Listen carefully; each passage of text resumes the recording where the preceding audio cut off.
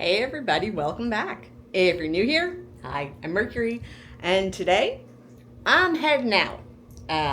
You could probably tell I'm heading out.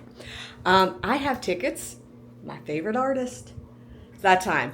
Alice Cooper, Judas Priest, Homedale, going to PNC Bank Arts Center tonight. Gonna see my favorite musician, Alice Cooper. So let's go, and I'll tell you all about it when I get back.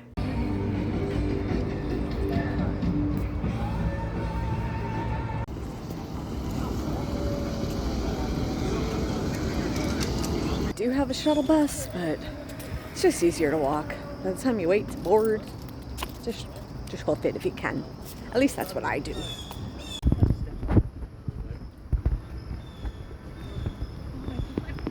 Two security screenings and a bag check later, I am in. Let's go find our seats.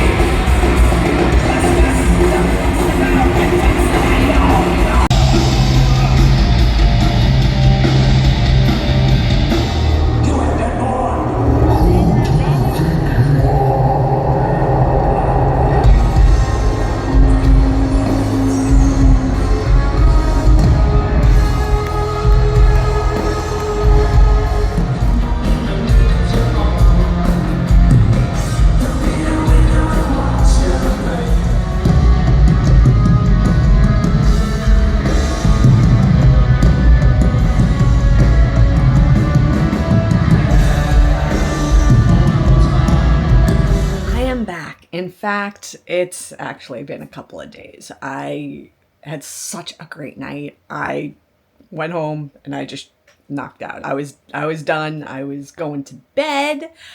I could not film my reaction when I got home. I was just yeah. All that aside, I do want to talk about it and what an amazing show it was. So first up, I missed the opening act.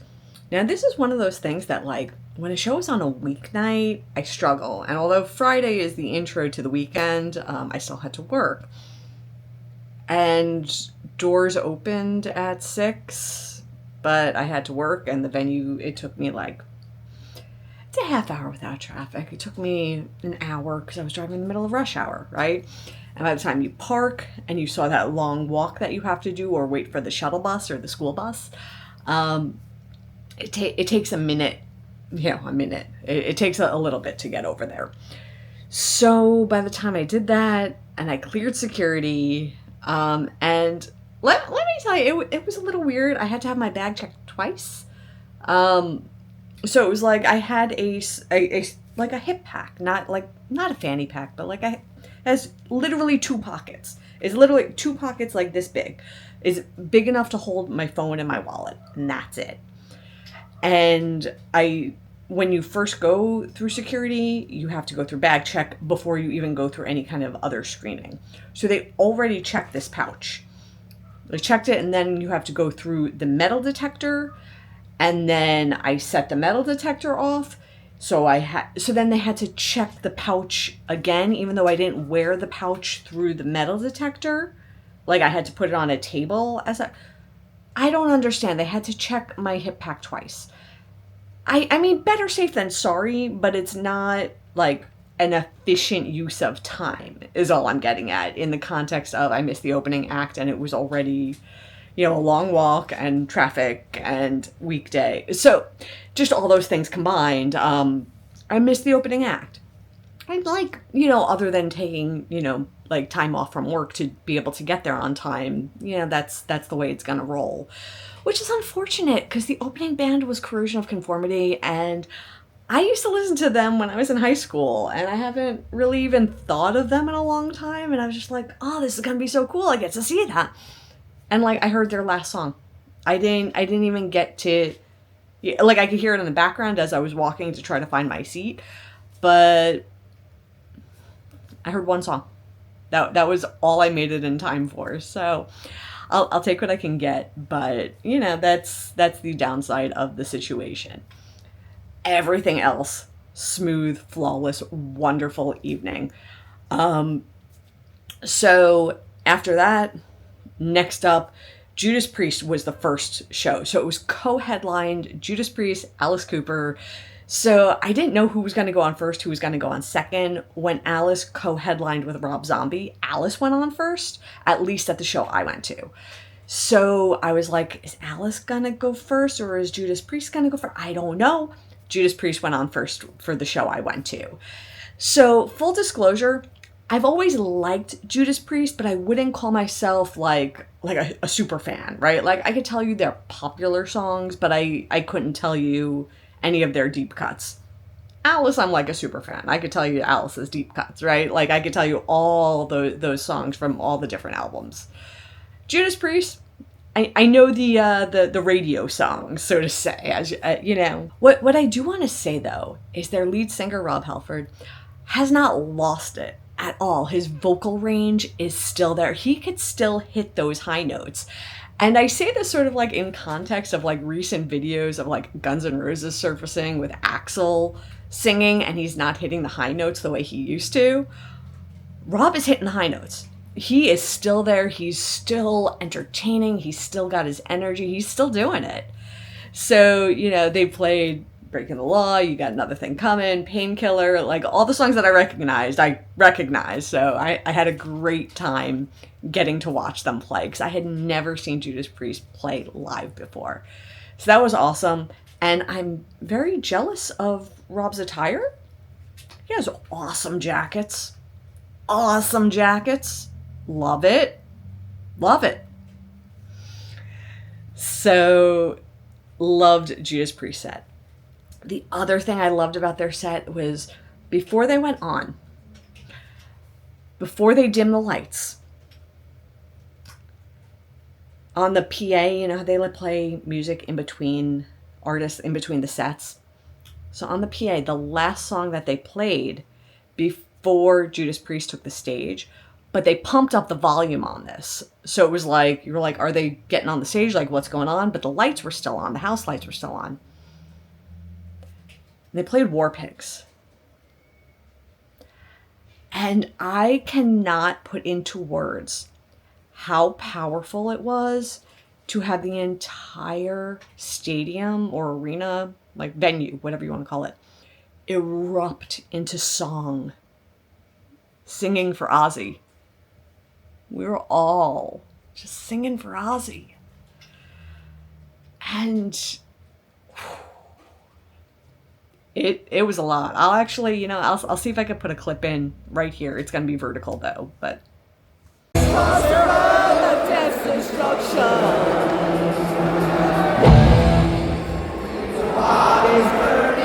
yeah. So that was pretty powerful. That was a moment. That was a moment I was very glad I got to be a part of it. After Judas Priest wrapped up their set change, stage dressing change, Alice Cooper takes the stage. I loved it. This performance is my second favorite staging of his show. My first favorite staging was for the Brutal Planet tour. Oh my gosh, what year was that? I'm going to get you an estimate. Hold, please. Okay, I'm kind of going to date myself with this a little bit. Brutal Planet tour was 2000.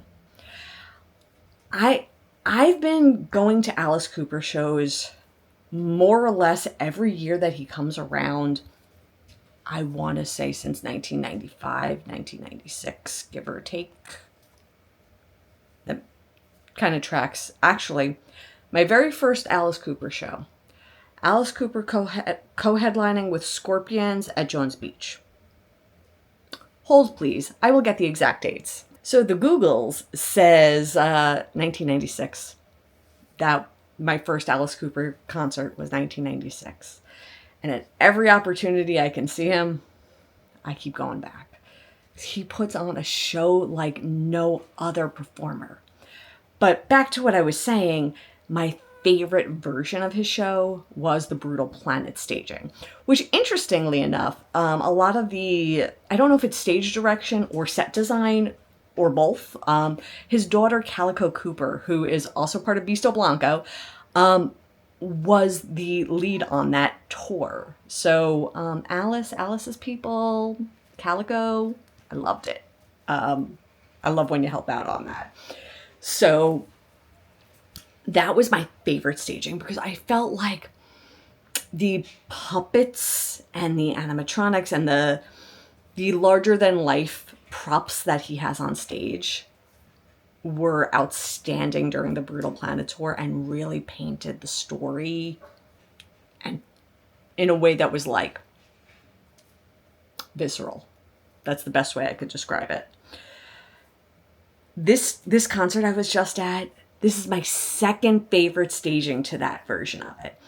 And the use of screens was so much better than in the past. I feel like in the past 3 tours, so it was 2 with Rob Zombie and 1 with Halestorm that I saw him with, he had sort of like this castle as his staging, as the main focus of the set. And this castle kind of impedes the use of the screens because the screens are there, but it's on a riser, so it's up here, and it affects the way things play with each other, right? The use of screens, because he had the whole back wall as screens, but he still had set design and props and stuff going on. They complemented each other and they weren't working against each other anymore. So this one, it was no longer this Frankensteinian theme with the castle. This year, we had stumbled by accident or not into Alice's attic. Now, also, that happens to be the name of his radio show, FYI, in case you like that kind of thing. He does have a radio show, too. I'm sorry. I'm such an Alice Cooper fan. You get me talking about this stuff, and I'll go nose deep into all this. So we had stumbled into Alice's attic, and it starts with this oversized, larger than life book, and they open it up, and then the cover flops down, and it sort of serves as a ramp, and Alice comes out through the book, and that stays open the whole time, and it's almost like they're telling the story of what's going on in Alice's attic. They also updated the set list, and they played some songs that I have not heard on the set list in a while, or at least that I recall. My memory could be failing me, but I don't remember hearing House of Fire the last few times I've been around. So I was so excited for that. So some other songs he played that I haven't heard him play live in a while. He did play Brutal Planet, and I haven't heard that live in a few years. At least I don't think I have. He also played Caught in a Dream. Love that song. And he played Dangerous Tonight. Those are all songs that are not normally in the rotation. But he did also play classics. He played Poison, Only Women Bleed, Feed My Frankenstein, Hey Stupid, Hello Hooray. He also had a new album come out this year. So there were songs from his new album this year as well as his album from last year. He keeps coming out with new music. He's amazing. Keeps coming out with new music. So The Road came out last year. This year, The Revenge of Alice Cooper came out. So he's always doing something new. There's always more. And, he incorporates it into his shows. The theatrics are still there. He still has the oversized puppets. He still does all of his theatrics. I love it. And if you listen to interviews with him, he doesn't have any plans to stop. So the immense gratitude I feel that my favorite musician is somebody who's just going to keep on going as long as he can. And I so appreciate that. I absolutely do. So I also want to talk about the staging for the Ballad of Dwight Fry. This had to be my favorite staging of this. And he does it in a very similar way each time, right? He does it wearing a straitjacket, and he has one hand exposed so he can hold his microphone. And the camera's always very, very tight. It's very upward angle when they're like using the screens and whatnot. And they usually have this like green lighting. So I'm gonna put up a picture from the concert last year so you can see what I mean. And this year, they changed the way they did this. They still had the same, restriction with the microphone like that. But the lighting was different and the use of screens was more intense in a way that, like, you could see his facial expressions. You could see the anguish, the hurt, and you felt it in his voice and the way he was bringing that out and the panic that he was displaying felt so real, felt so visceral, like just honest and the core just exposed. And I was just absolutely mesmerized and spellbound and just in awe of how this was staged. And this is a shot of what it looked like this year. So you could see it's a similar setup, same song, but the impact it had on me as an audience member, whew, that was an upgrade. That was an upgrade this year. So, anyway, I've rambled on quite a bit. I just want to say I had an amazing time. I will continue to keep coming around and seeing Alice at every opportunity that presents itself to me and that I'm able to make happen, and how much gratitude I have for being able to do this. So I guess with that, I am done for the day. I'll see you all real soon. And until then, stay inspired. Bye, everyone. Take care.